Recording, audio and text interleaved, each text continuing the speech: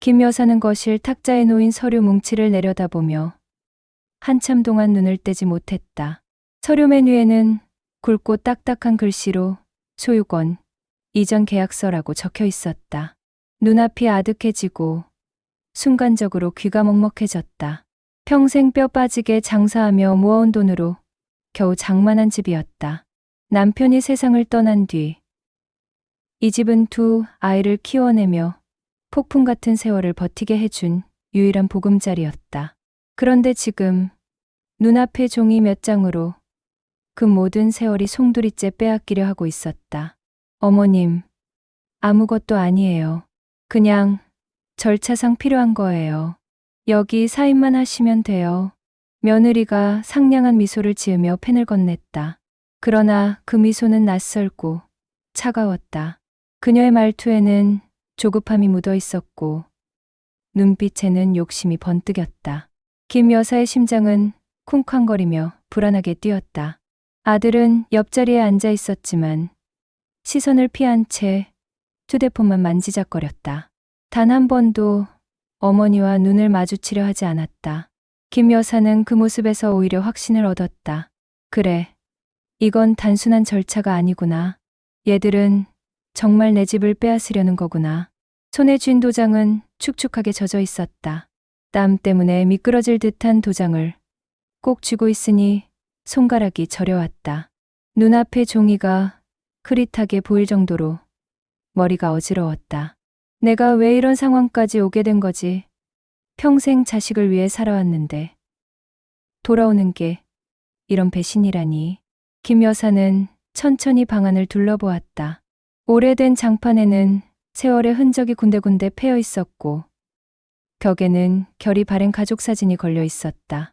남편과 두 아이가 함께 웃고 있는 사진. 아직 어린 아이들이 어깨에 매달려 있던 시절이었다. 그 사진을 보는 순간 가슴이 뭉클해졌다. 저 웃음 하나 보려고 내가 얼마나 고생을 했는데.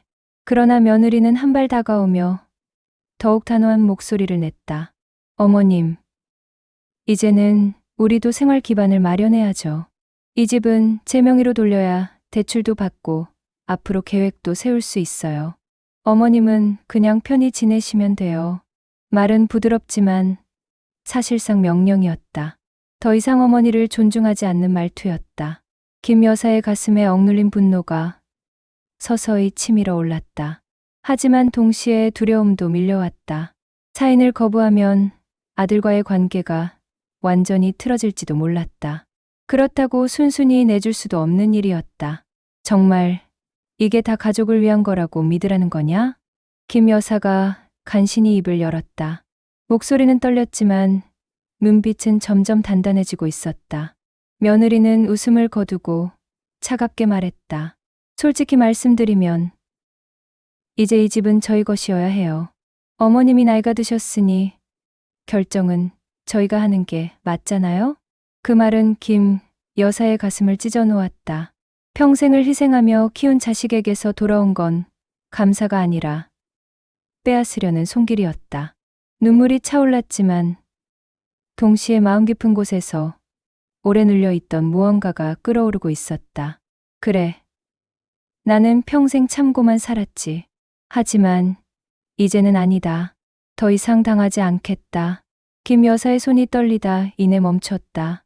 어깨가 곧게 펴지고 눈빛이 서서히 바뀌었다.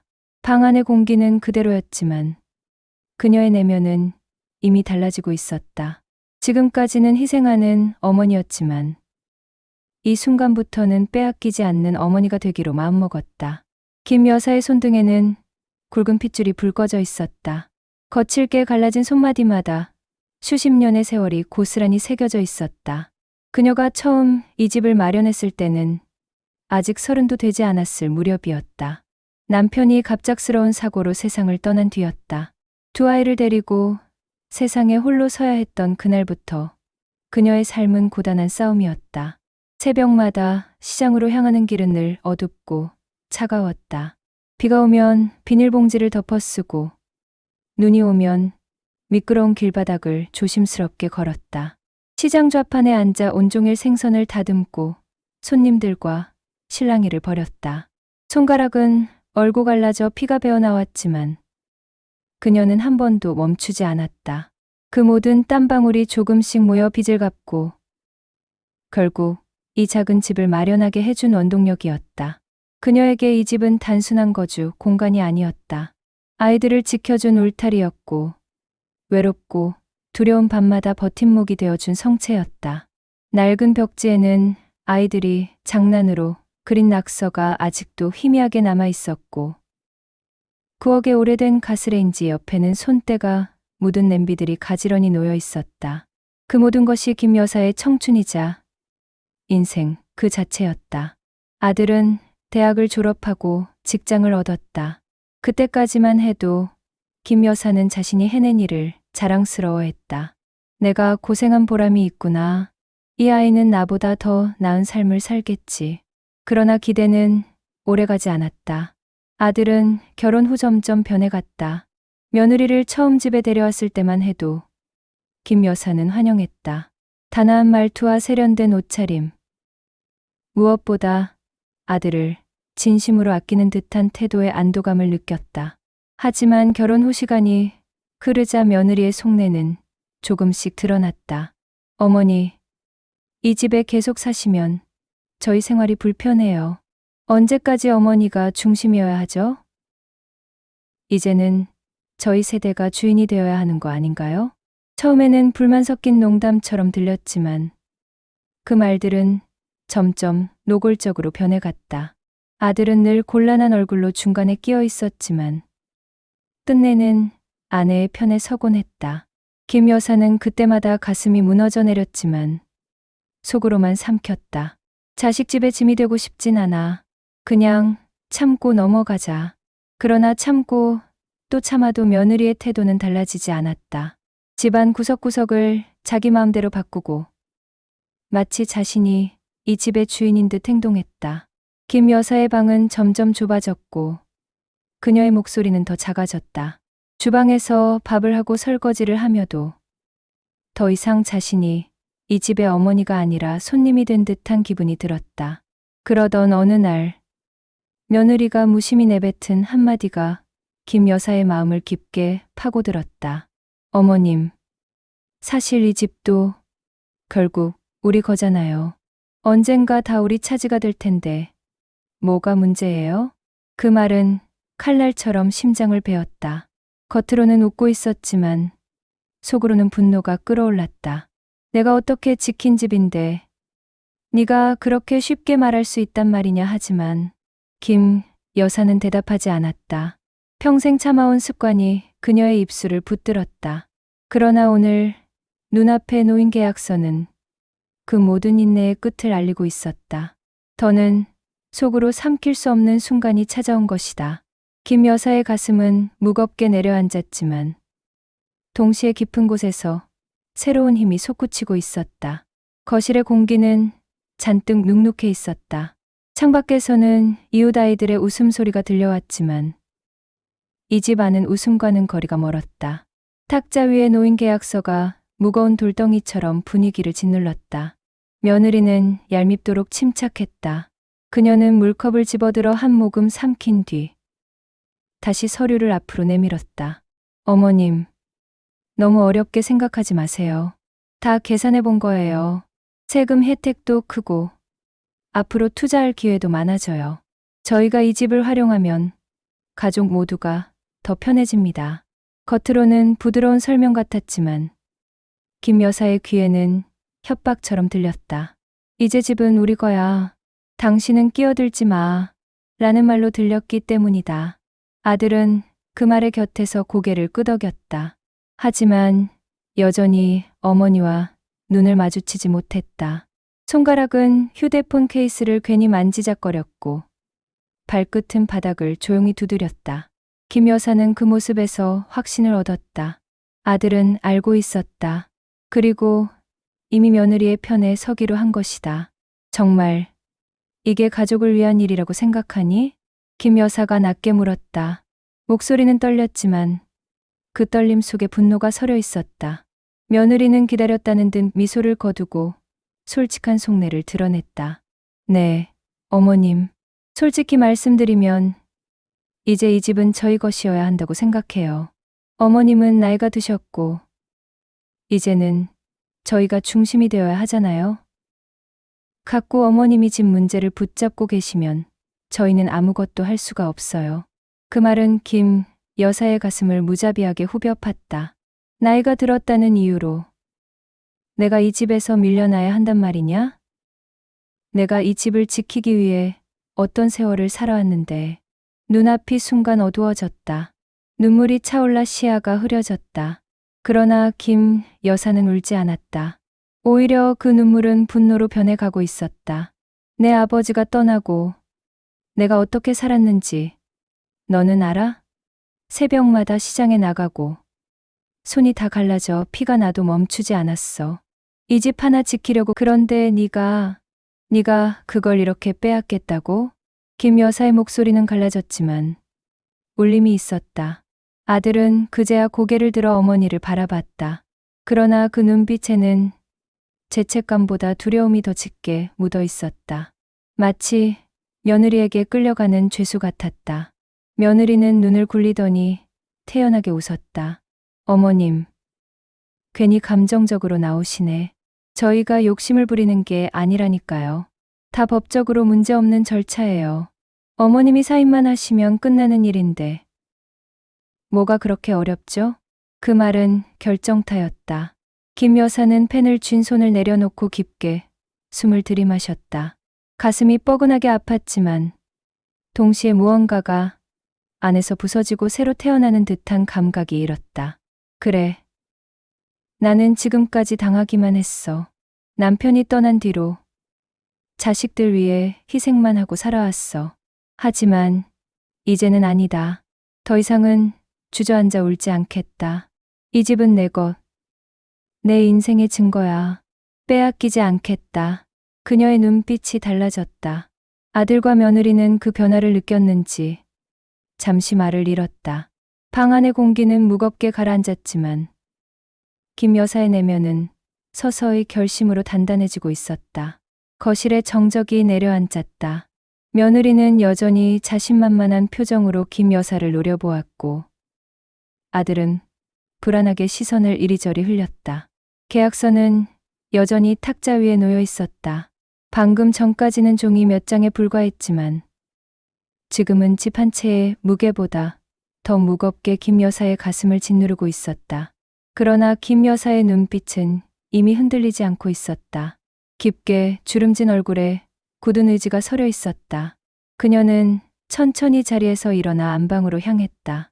아들과 며느리는 당황한 듯 서로를 바라보았다. 어머님, 어디 가세요? 아직 사인도 안 하셨는데. 며느리의 목소리에는 초조함이 묻어 있었다. 김 여사는 대답하지 않았다. 안방 문을 열고 들어가 서랍을 열었다. 오래전부터 보관해 둔 낡은 봉투가 그곳에 있었다. 봉투 가장자리는 세월의 흔적으로 누렇게 바랬고 안에는 남편이 살아있을 때 작성해 둔 문서가 들어 있었다. 김 여사는 그 봉투를 손에 꼭 쥐고 다시 거실로 나왔다. 이게 뭔지 알겠니? 그녀는 봉투를 탁자 위에 던졌다. 종이 안에서 묵직한 서류가 흘러나왔다. 아들과 며느리는 놀란 듯 눈을 크게 떴다. 이 집은 내 아버지가 떠나기 전에 법적으로 신탁 절차를 거쳐둔 집이다. 집을 매각하거나 명의를 바꾸려면 반드시 가족 전원의 동의가 필요하고 불법 대출했으면 바로 형사 처벌이 가능하도록 해놨다. 내 아버지가 그렇게 꼼꼼히 준비해둔 거다. 며느리의 얼굴에서 혈색이 사라졌다. 아들은 종이를 덥석 집어들고 급히 읽기 시작했지만 글자 하나하나가 그를 죄어오는 족쇄처럼 느껴졌다. 어머님, 그게 사실이라고 해도. 아들은 더듬거리며 말을 잇지 못했다. 김 여사는 아들의 말을 단호히 끊었다. 그게 사실이라고 해도 너희는 지금 나를 속이고 이 집을 담보로 대출받아 내 욕심을 채우려 했잖아. 다 증거로 남아있어. 내가 가만히 있을 줄 알았니? 며느리는 애써 침착한 척하며 웃어 보였지만 그 웃음은 이미 흔들리고 있었다. 어머님, 저희가 욕심을 부린 건 아니에요. 그냥 조금 더 나은 생활을 하려고 한 거예요. 어머님은 편히 지내시라고, 편히 지내라고. 김 여사는 단호한 눈빛으로 며느리를 바라보았다. 내 평생을 고생하며 지켜온 집을 빼앗아 놓고 내가 어떻게 편히 지내라는 거냐? 네가 말하는 그 편안함은 결국 내 배만 불리겠다는 소리 아니냐? 며느리는 더 이상 아무 말도 하지 못했다. 아들은 손에 쥔 문서를 내려놓으며 고개를 푹 숙였다. 방 안의 공기는 더 무겁게 가라앉았지만 이번에는 그 무게가 김 여사를 짓누르지 않았다.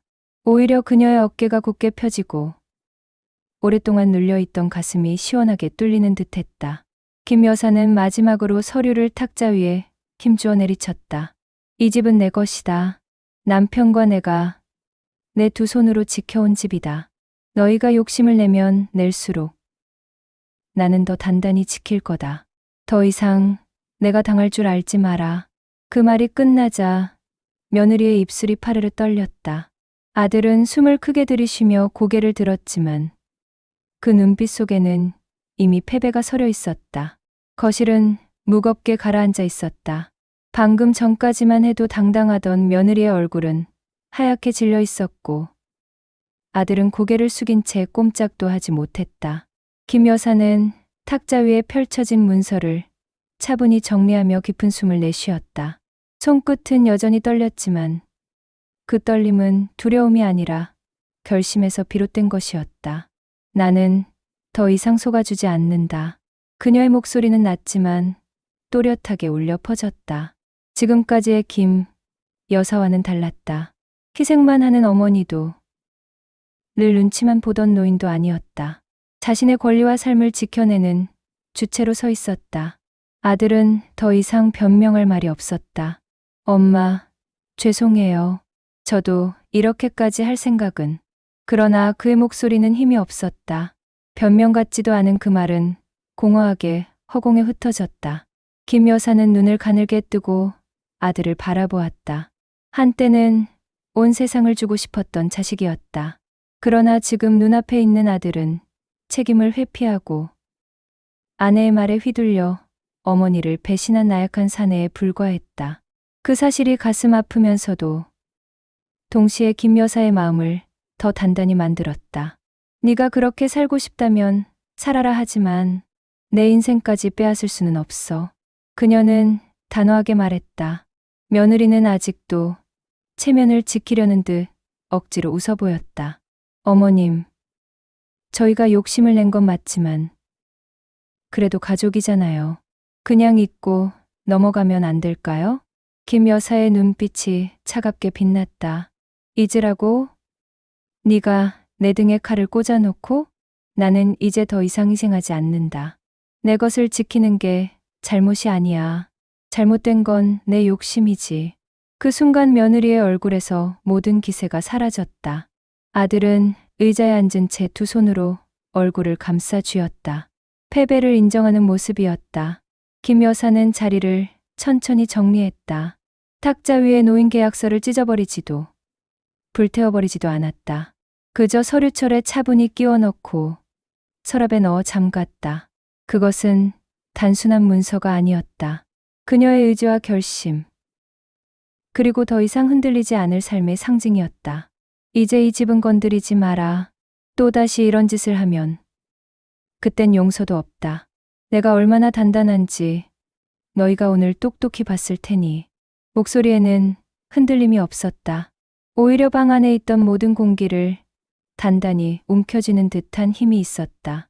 그날 이후 아들과 며느리는 더 이상 집 문제를 입에 올리지 못했다. 오히려 이웃들에게 소문이 퍼졌다.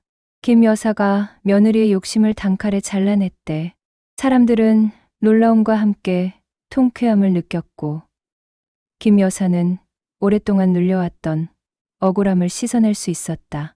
김 여사는 거울 앞에 서서 깊게 숨을 내쉬었다. 희끗희끗한 머리카락, 주름진 얼굴. 그러나 그 안에서 그녀는 새로운 자신을 발견했다. 더 이상 당하기만 하는 희생자가 아니라 스스로를 지키는 주체로 선 자신. 희생만이 미덕이 아니구나. 때로는 내 것을 지키는 게 진짜 용기다. 그녀는 속으로 중얼거렸다. 거실, 창문 너머로 햇살이 들어왔다. 오래된 커튼 사이로 스며든 빛은 따뜻하고 부드러웠다. 김 여사는 미소를 지으며 창문을 열었다. 바람이 얼굴을 스치고 오랫동안 눌려있던 마음속 먼지가 씻겨나가는 듯했다. 그녀의 눈에는 더 이상 두려움이 없었다. 대신 새로운 결심과 당당함이 자리 잡고 있었다. 김 여사의 인생은 이제 다시 시작이었다.